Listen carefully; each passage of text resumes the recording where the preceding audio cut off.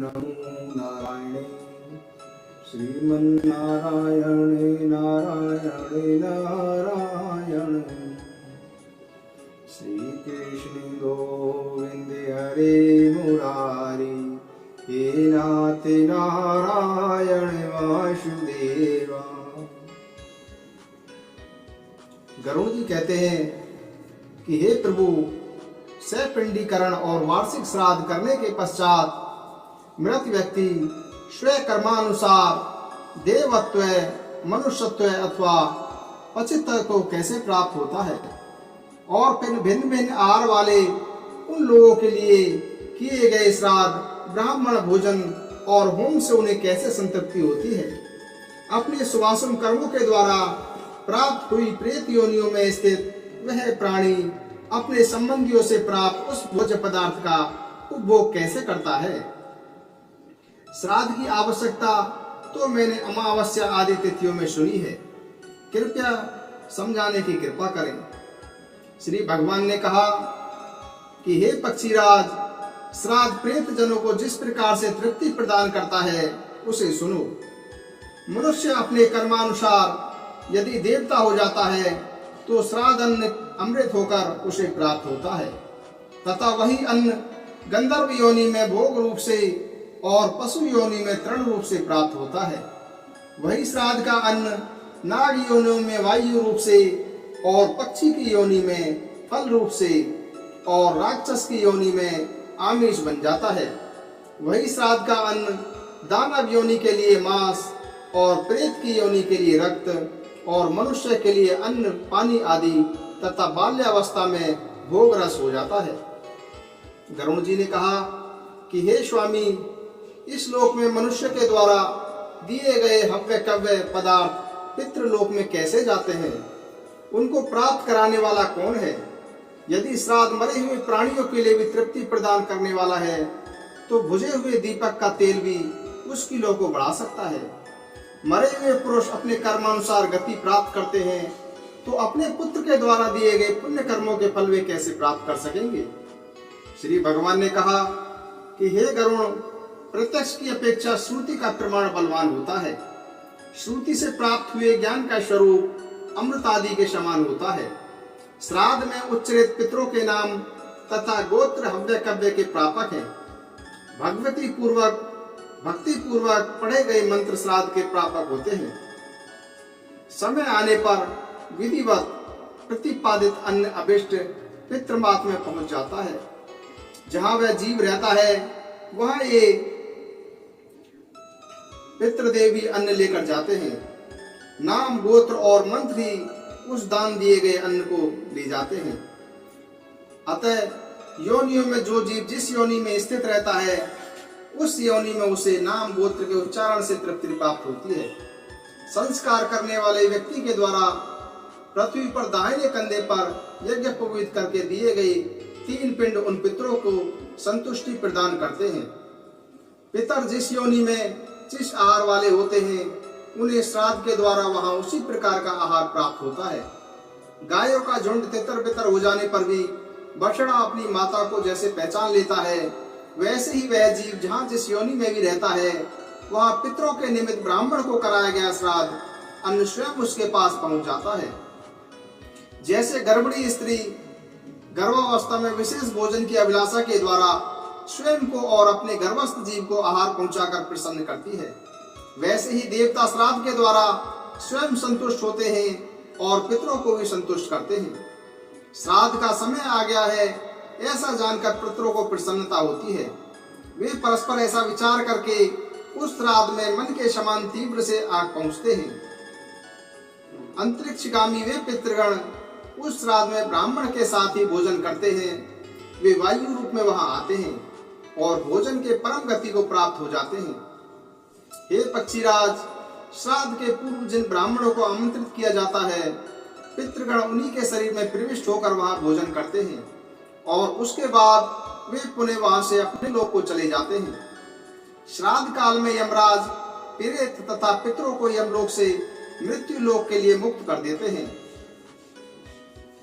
नरक भोगने वाले भूख प्यास से पीड़ित पितृजन अपने पूर्व जन्म में किए हुए पाप का पश्चाताप करते हुए अपने पुत्र पौत्रों से मधु मिश्रित प्यास की अभिलाषा करते हैं।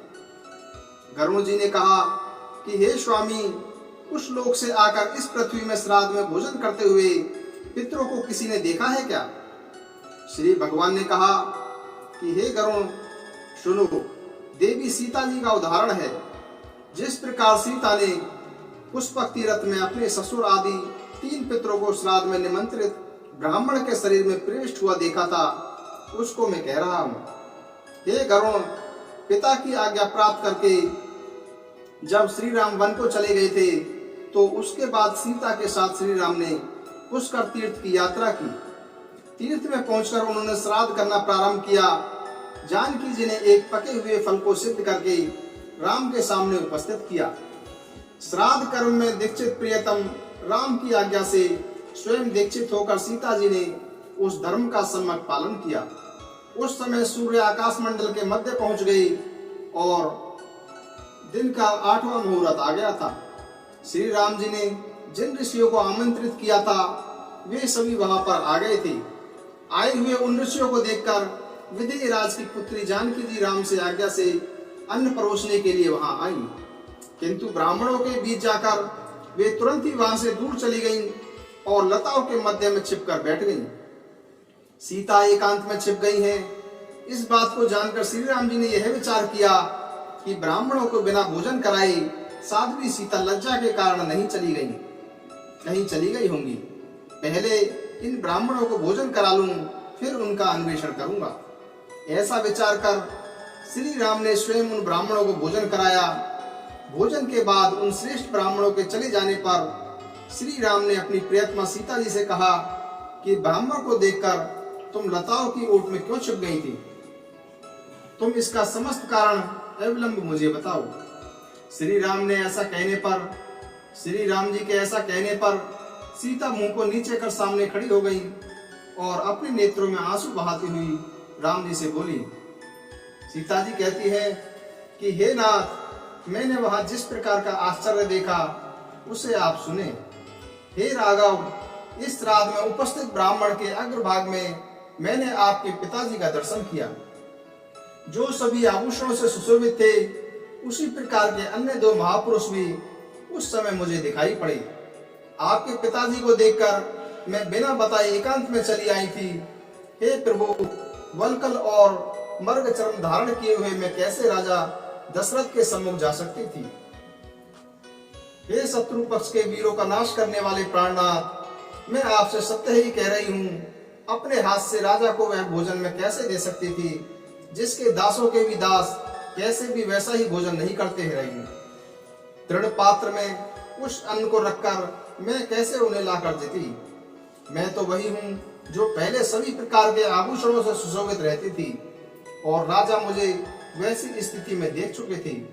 आज वही मैं कैसे राजा के सामने जा पाती? हे रघुनंदन, उसी से मन में आई हुई लज्जा के कारण मैं वापस हो गई।